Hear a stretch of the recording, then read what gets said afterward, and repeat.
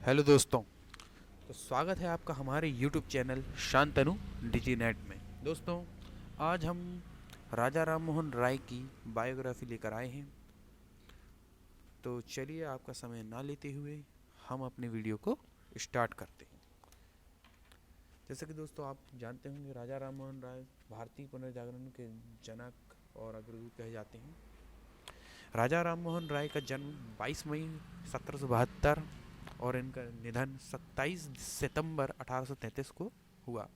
ये भारतीय पुनर्जागरण का अग्रदूत और आधुनिक भारत का जनक कहा जाता था इन्हें। इनके पिता का नाम रमाकांत तथा माता का नाम तारिणी देवी था। राजा राम मोहन राय का जन्म बंगाल में 1772 में एक ब्राह्मण परिवार में तथा हुआ तथा 15 वर्ष की आयु तक उन्हें बंगाली, संस्कृत, अरबी तथा फारसी का ज्ञान हो गया था। किशोर अवस्था में उन्होंने काफ़ी भ्रमण किया। उन्होंने 1809 से 1814 तक ईस्ट इंडिया कंपनी के लिए भी काम किया, मतलब 5 साल उन्होंने ईस्ट इंडिया कंपनी के लिए काम भी किया। उन्होंने 1809 में एकेश्वरवादियों को उपहार नामक प्रसिद्ध पुस्तक लिखी। दोस्तों, एग्ज़ाम के लिए ये पुस्तक आप अलग से नोट डाउन कर लीजिए, क्योंकि एग्ज़ाम में पूछे जाते हैं ऑथर, उनकी पुस्तक, कौन सी पुस्तक उन्होंने लिखी, कौन सी नहीं लिखी। और जैसे कि एमपीपीएससी तो हमेशा पूछता है, और जैसे कोई ऑथर है उसका निकनेम एमपीपीएससी हमेशा पूछता है। अपने मत के समर्थन में उन्होंने वेदों एवं उपनिषदों के बंगाली अनुवाद लिखे तथा स्पष्ट किया कि प्राचीन हिंदू धर्मशास्त्र भी ईश्वरवाद का समर्थन करते हैं। 1814 में उन्होंने कोलकाता में आत्मीय सभा की स्थापना की तथा मूर्ति पूजा, जाति प्रथा की कठोरता, अर्थ ही रीति रिवाज तथा अन्य सामाजिक बुराइयों की भर्त्सना की। एकेश्वरवाद की एकेश्वरवाद ही कट्टर समर्थक राजा राम मोहन राय ने स्पष्ट किया। एकेश्वरवाद के कट्टर समर्थक राजा राम मोहन राय ने स्पष्ट किया कि वे सभी धर्मों की मौलिक समानता में विश्वास रखते हैं। उन्होंने दूसरे धर्मों की उन बातों को ग्रहण किया जिन्हें हिंदू धर्म के योग्य समझते थे। दोस्तों, 1820 में उन्होंने प्रिंसेस ऑफ जीसस नामक पुस्तक लिखी, जिसमें उन्होंने न्यू टेस्टामेंट के नैतिक एवं वार्षिक संदेशों को उसकी चमत्कारी कहानियों से पृथक करने का प्रयास किया। उन्होंने न्यू टेस्टामेंट के नैतिक एवं दार्शनिक संदेशों की प्रशंसा की। अगस्त 1828 में राजा राम मोहन राय ने ब्रह्म सभा का गठन किया, दोस्तों, जिसे बाद में नाम परिवर्तित कर ब्रह्म समाज कहा जाने लगा। ये बहुत इंपॉर्टेंट है एग्ज़ाम के पॉइंट ऑफ व्यू से। ब्रह्म समाज का गठन किसने किया? दोस्तों, अगर एग्ज़ाम में आ जाए ब्रह्म सभा का गठन किसने किया, तब भी आप राजा राम मोहन राय में टिक करके आएंगे। और जो ब्रह्म सभा थी, इसका नाम बाद में परिवर्तित करके ब्रह्म समाज, इसी को ब्रह्म समाज कहा जाने लगा। दोस्तों, वीडियो में आगे बढ़ते हैं। अब ब्रह्म समाज के भवन में किसी मूर्ति, चित्र, पेंटिंग इत्यादि की पूजा करने की अनुमति नहीं थी। वे धार्मिक पुस्तकों के अध्ययन में विश्वास नहीं रखते थे, क्योंकि उनके अनुसार कोई भी पुस्तक त्रुटि रहित नहीं हो सकती। राजा राधाकांत देव ने ब्रह्म समाज के सिद्धांतों का विरोध करने हेतु धर्म सभा का गठन किया। एग्जाम पॉइंट ऑफ व्यू से एक और क्वेश्चन है दोस्तों, धर्म सभा का गठन किसने किया? अगर आता है तो आप राजा राधाकांत को टिक करके आएंगे। ऐसा आ सकता है कि धर्म सभा का गठन किसने किया? राजा राधाकांत ने। या क्वेश्चन आ जाएगा राजा राधाकांत ने किस सभा का गठन किया, तो इसका आंसर है धर्म सभा का गठन किया। 1833 में ब्रिस्टल में राजा राम मोहन राय का निधन हो गया। ब्रिस्टल दोस्तों इंग्लैंड में है। 1833 में राजा राम मोहन राय का यहाँ पर निधन हो जाने से ब्रह्म समाज को गहरा आघात लगा। राजा राम मोहन राय की मृत्यु के पश्चात इसकी बागडोर रविंद्रनाथ टैगोर के पिता श्री महर्षि देवेंद्रनाथ टैगोर ने संभाली। दोस्तों, रविंद्रनाथ टैगोर के पिता का नाम था देवेंद्रनाथ टैगोर। 1842 में ब्रह्म समाज में सम्मिलित हुए थे ये, और देवेंद्रनाथ टैगोर पहले ज्ञानवर्धनी एवं तत्वबोधिनी सभा से संबंधित थे। और दोस्तों जिसका गठन 1839 में किया गया था।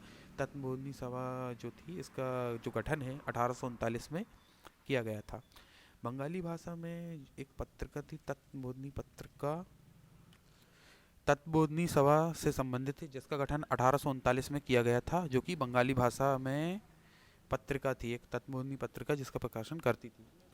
दोस्तों धीरे धीरे ब्रह्म समाज की सदस्यता संख्या जो थी बढ़ने लगी थी, तथा ईश्वर चंद्र विद्यासागर और अश्विनी कुमार दत्त जैसे महान विचारक समाज से जुड़ गए।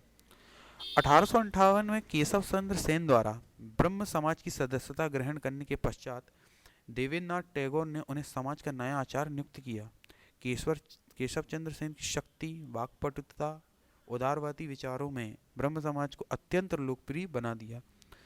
लेकिन शीघ्र ही केशव चंद्र सेन ने के उदारवादी विचारों के कारण उनमें तथा देवेंद्रनाथ टैगोर में मतभेद हो गए। मतलब दोस्तों दोनों के विचार मिल नहीं रहे थे, जो भी हो रहा हो उस समय, तो उनके विचारों में के कारण दोनों के विचार मिल नहीं रहे थे, तो मतभेद हो गया। तो 1865 में सेन को आचार्य की पदवी से बर्खास्त कर दिया गया। मतलब 1865 में देवेंद्रनाथ टैगोर ने केशव चंद्र सेन को आचार्य की पदवी से बर्खास्त कर दिया। 1866 में उन्होंने भारतीय ब्रह्म समाज के नाम से एक नई सभा का गठन किया। दोस्तों 1866 में केशव चंद्र सेन ने एक नई सभा ब्रह्म समाज का गठन किया। इसके पश्चात देवेंद्रनाथ टैगोर के ब्रह्म समाज को आदि ब्रह्म समाज के नाम से भी जाना जाने लगा। तो दोस्तों अगर हमारी वीडियो आपको अच्छी लगी हो तो प्लीज़ लाइक करें, सब्सक्राइब करें और चैनल को शेयर करना ना भूलें। दोस्तों हम अगली वीडियो में राजा राम मोहन राय के द्वारा किए गए कुछ कार्य के बारे में बात करेंगे। उन्होंने क्या क्या कार्य किए और क्या क्या प्रसिद्धियां हासिल की, कौन सी बुक्स लिखी। वैसे तो हम इसमें आपको बता चुके हैं कि कौन सी बुक लिखी है केशव चंद्र सेन ने और क्या क्या किया है। और जहाँ तक शायद आपको जानकारी हो, 1829 में लॉर्ड विलियम बेंटिक ने एक कानून बनाकर सती प्रथा को गैर कानूनी घोषित कर दिया गया था। मतलब ये कानूनी था, गैर कानूनी है। और इसमें केशव चंद्र सेन का हमारे राजा राम मोहन राय का बहुत बड़ा हाथ था। उन्हें बहुत विरोध किया। वर्ष 1818 में उन्होंने अपनी सती प्रथा अभियान चालू किया था और इसका समर्थन उनको 1829 में मिला। लॉर्ड विलियम बेंटिक उस समय के वायसराय थे। उन्होंने इसको मतलब गैर कानून घोषित करके एक कानून बना के इसको बंद कर दिया। तो हमारे वायसराय ने उस समय के वायसराय ने साथ दिया था राजा राम मोहन राय का। राजा राम मोहन राय ने स्त्रियों की हीन दशा का भी कट्टर विरोध किया। वे स्त्रियों की निम्न सामाजिक दशा तथा उनके साथ किए जा रहे भेदभाव से बहुत दुखी हुए। उन्होंने स्त्रियों को संपत्ति के अधिकार देने की भी मांग की। वे स्त्रियों को शिक्षा देने, विधवा विवाह को प्रारंभ करने, सती प्रथा को समाप्त करने तथा बहुपत्नी विवाह को गैर कानूनी घोषित करने के पक्षधर थे। स्त्रियों की दशा सुधारने के लिए उन्होंने मांग की कि उन्हें पैतृक एवं विरासत संपत्ति संबंधी अधिकार मिलने चाहिए। राजा राम मोहन राय दोस्तों आधुनिक पाश्चात्य शिक्षा के प्रचार प्रसार के समर्थक थे। उन्होंने डेविड हैकर को 1817 में हिंदू कॉलेज की स्थापना की सहायता की तथा उसके द्वारा प्रस्तुत की गई विभिन्न शिक्षा संबंधी योजनाओं का समर्थन किया। उन्होंने अपनी खर्च पर 1817 में कलकत्ता में अंग्रेजी स्कूल खोला, जिसमें फ्रांस के प्रसिद्ध दार्शनिक दांतो, रूसो एवं वॉल्टेयरों के दर्शन की शिक्षा दी जाती थी। 1825 में उन्होंने वेदांत कॉलेज की स्थापना की, जिसमें भारतीय विद्या और पाश्चात्य भौतिक विज्ञान एवं सामाजिक विज्ञान की शिक्षा दी जाती थी। तो दोस्तों हम नेक्स्ट वीडियो में और डिटेल लेकर आएंगे इनके बारे में। जब तक के लिए जय हिंद। मिलते हैं हमारी नेक्स्ट वीडियो में। तो प्लीज़ सब्सक्राइब माय चैनल। जय हिंद।